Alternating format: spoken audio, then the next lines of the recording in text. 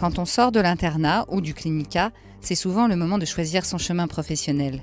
Le public ou le privé, le salariat ou le libéral. En France, il existe environ 1000 établissements privés à but lucratif détenus par des groupes nationaux, des groupes régionaux ou encore des cliniques indépendantes. Dans ces établissements, 40 000 médecins exercent en tant que professionnels libéraux et souvent au sein d'associations libérales dynamiques. Nous sommes allés à la rencontre de jeunes médecins qui ont franchi le pas afin de comprendre les raisons de leur choix, leur cheminement dans le privé, leur épanouissement entre vie professionnelle et personnelle.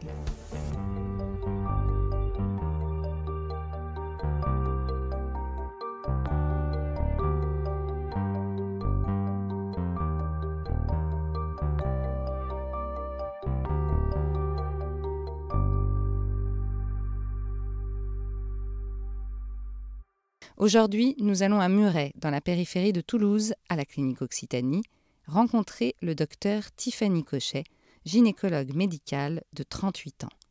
Pour elle, le libéral rime avec création, équipe et gestion de son temps.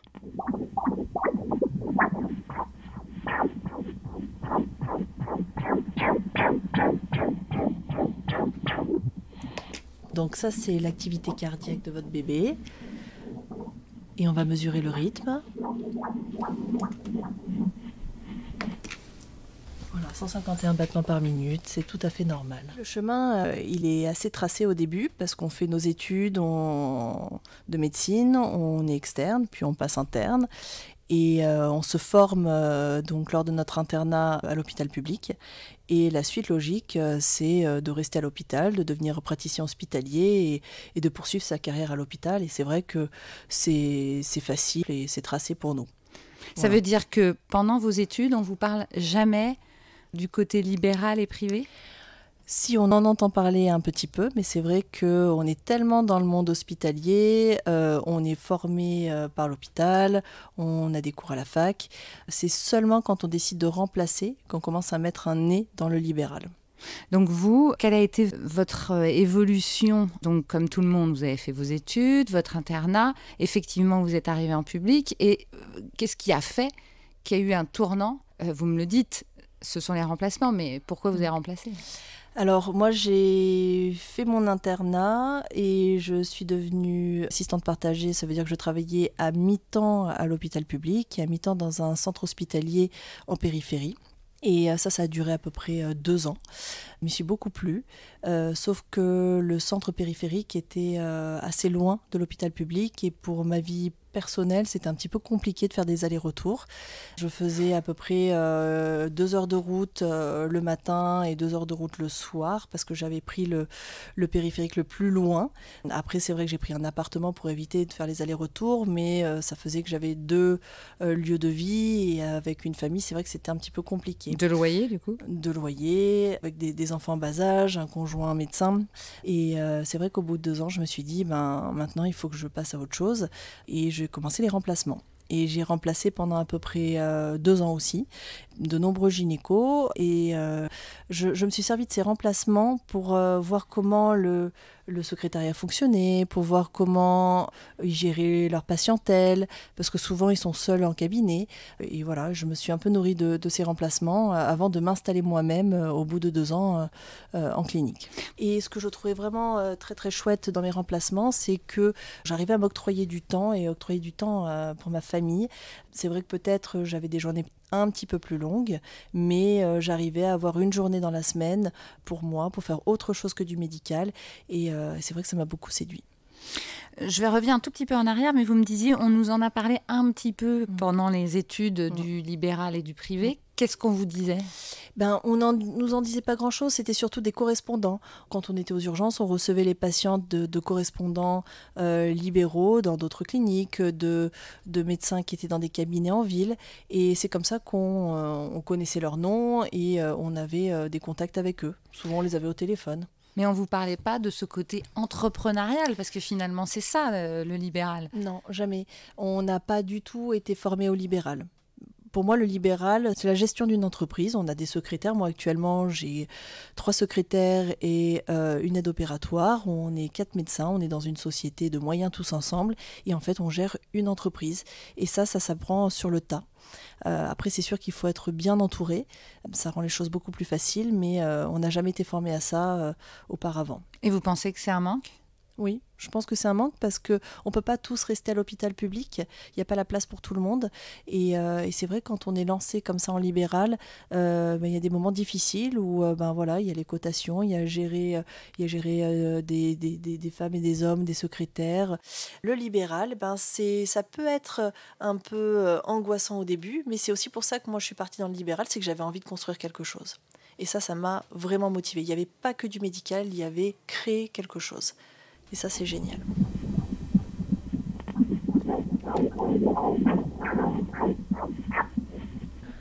Bouge non-stop.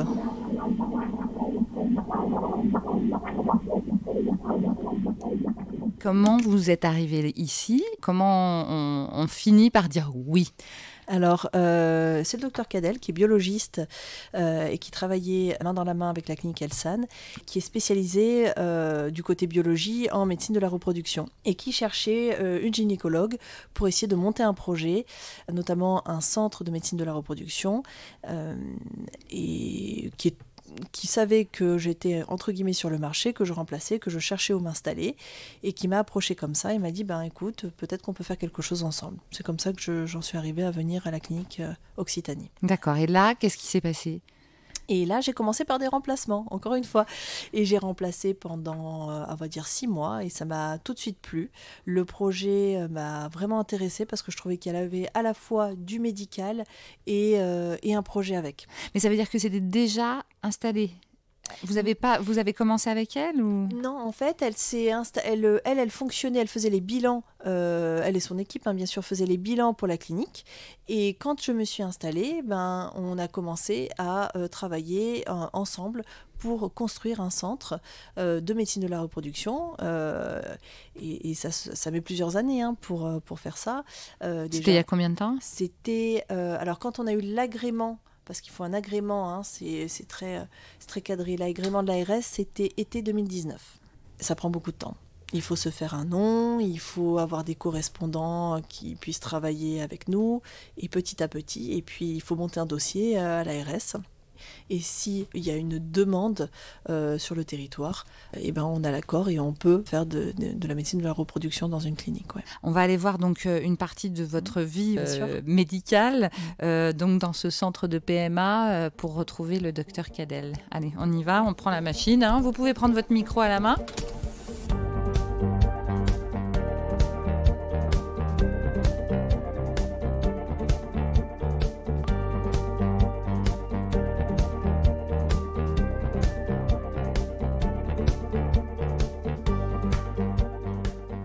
On va rencontrer le docteur Cadel qui doit être en train de préparer des spermogrammes pour des inséminations. Vous avez beaucoup de couples dans ce centre ? Au début, on est arrivé dans une clinique où il n'y avait pas du tout de médecine de la reproduction. Ah oui, d'accord. Pas du tout. Donc, vous l'avez complètement créé de... Ouais. From scratch, From comme scratch, on dit. Exactement. Donc les gens n'avaient pas l'habitude de venir ici pour essayer de faire un petit coin. Voilà, donc ça c'est notre service. Tout ce côté-là, c'est le laboratoire. Donc on va voir s'il y a quelqu'un. Ah, il y a Blandine, venez. Bonjour Blandine. Bon, tu fais quoi là ? Un test de migration de survie. À partir d'un recueil de sperme, on sélectionne les spermatozoïdes vivants pour pouvoir les inséminer après éventuellement les inséminations.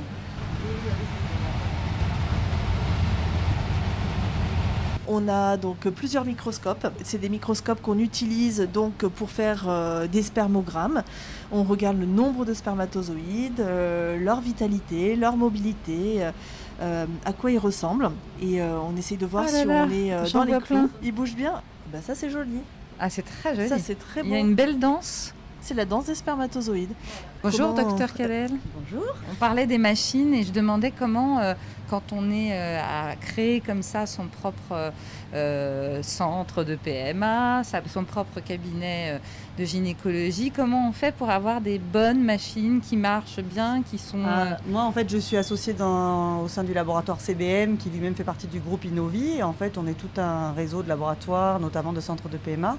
Et du coup, on fait partie d'un groupe. Donc, pour l'achat des machines, on peut être tous ensemble, etc. Mais je suis appuyée au sein d'un groupe de laboratoires d'analyse polyvalent, en fait. D'accord. Du coup, ça vous a aidé pour Oui. celui-ci. Ah oui, oui, oui. Est-ce que vous pouvez nous raconter un peu comment vous vous êtes rencontrés, comment vous l'avez persuadé de venir s'installer avec vous? On a un mentor en commun, le professeur de Parino du CHU de Toulouse, qui a été qui nous a formés toutes les deux, moi du côté biologie et elle aussi pour la gynéco, pour la PMA. Et il nous connaissait très bien toutes les deux depuis longtemps. Et voilà, c'est un projet qui nous tenait à cœur à tous depuis longtemps. Donc quand les planètes ont été alignées pour foncer, il nous a remis en contact et du coup on a monté le dossier. Après c'est tout un projet, tout un dossier à monter avec l'ARS, c'est un peu le parcours du combattant, c'est très très long.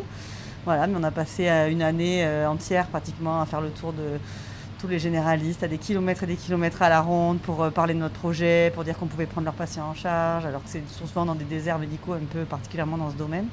Et du coup, c'est vrai que je pense que ça a bien porté ses fruits. Ouais, vous avez réussi. Et puis bon, ce qui nous a convaincus, c'est surtout qu'on s'est tous tout de suite bien entendus et que voilà, ça a matché tout de suite. Vous étiez que toutes les deux au départ? Oui, puis après, on a été bien accueillis à la clinique aussi, il faut quand même on a été tout de suite logés, accueillis, on a pu s'installer comme on voulait.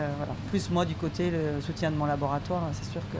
C'est sûr que ça aide. En tout cas, de vous voir jeune, dynamique, etc., on se dit que c'est vraiment peut-être l'avenir, entre guillemets, de la médecine. Est-ce que c'est ce que vous pensez, de se mettre comme ça à plusieurs, de faire un cabinet? Ah oui, c'est beaucoup plus confortable. Plus on est, plus on peut partager notre expérience, se poser des questions, réfléchir ensemble, c'est quand même confortable, hein. Enfin, c'est indispensable même. Bon, écoutez, merci beaucoup de nous avoir accueillis dans votre centre.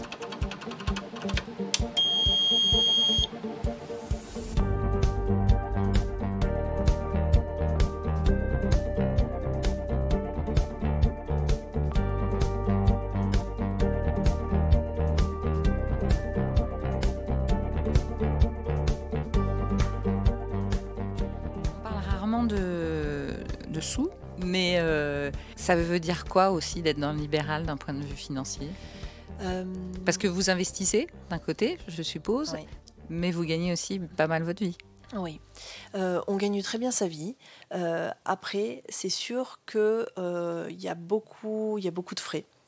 Et ça, on ne s'en rend pas forcément compte au départ. Mais pour moi, ce n'est pas tant au niveau de l'argent, parce que c'est vrai que je travaille 3 jours et demi par semaine. C'est le temps que je gagne. Qu'est-ce que vous faites de plus avec votre famille et vos enfants que quand vous étiez dans le public ? Je peux passer du temps avec eux, je peux les amener à l'école, je peux les chercher de l'école quand je veux. C'est ça, vous pouvez dire, si vous n'avez pas de rendez-vous, là, vous pouvez dire salut, je m'en vais. Exactement. Là, si j'étais pas avec vous, j'irais chercher ma fille à l'école. Voilà, on est dans une liberté. Si mercredi prochain, je ne veux pas travailler parce qu'il y a le carnaval ou autre, je bloquerai mes consultations et je profiterai de la journée avec ma famille. Par contre, il y a quand même une obligation de résultat ou pas ? Non, je mets pas d'obligation. On a tous des obligations de moyens, ça c'est clair, mais pas d'obligation de résultat. Et personne ne surveille mon travail, personne surveille mon chiffre d'affaires. Si je veux travailler 2 semaines ce mois-ci, je travaillerai 2 semaines et je gagnerai moins ma vie. C'est quand même une vraie liberté.